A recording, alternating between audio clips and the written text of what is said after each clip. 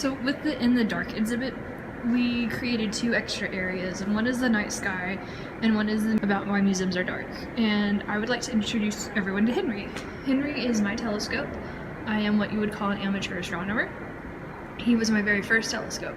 And so the reason why we discuss astronomy in this exhibit is because it's one of the few jobs that take place at night.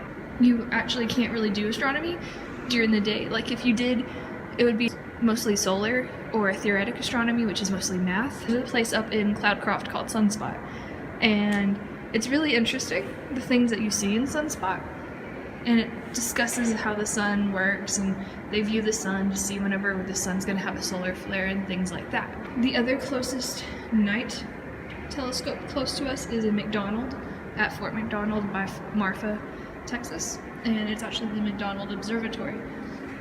Now, the importance of astronomy is that we can see how stars are created, we can watch when meteors or comets come into play. So the interesting thing in really this exhibit, if you want to get into astronomy or you are an amateur astronomer yourself, is a thing called light pollution, which relates back to this over here with the main exhibit. Light pollution is actually a bubble of light over a city, and it shows you right here. This bubble of light is from another city outside of Los Angeles back at 1908. And you can see this small light pollution. So if you were going to be in the city and you wanted to look at the stars, you're really not going to see that many stars inside the city because of the light pollution. So you'd have to come outside of the city, and then you could see the Milky Way and things like that. But in 1988, this is the difference of the light pollution. You see there's an entirely bigger pollution here in view, and you don't come out as far anymore, you have to go out farther. So if you lived inwards, you would actually probably have to go almost an hour to 2 outside of town. And I think Los Angeles, LA is bigger than that already. Like I said, light pollution isn't that great for astronomers. It's not even good for the birds at night because of migration. The best thing to do is they sell these at Walmart and Home Depot. Instead of having a light just out there facing, they have it where it's pointed down, where the light pollution actually goes down. So the light pollution won't bubble up over. Kind of like how our lights here at the museum are. If we were outside, these lights, if they're just pointed down or even at their angle, it doesn't create a light pollution as bad as it would anywhere else. This was my first telescope. I got it when I was around 6, and I had it until I was 12. So for 6 years, that was the only telescope I had. And it doesn't really work with stars that well. Like if I wanted to look at Mars or Venus or even Betelgeuse, which is in the Orion, it's the belt of Orion, it would show me just a circle, a blob. The moon it works well on, it shows me some of the craters.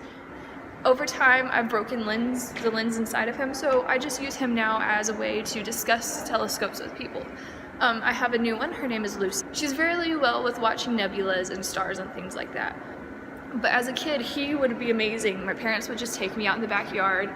We turn off all the lights in the backyard. And I live right on the edge of town, so I still had the town pollution. And I mean, I can still see Orion at night. I can see the Big Dipper and Little Dipper. I can see the North Star. I can see Polaris. I could see a lot of that stuff.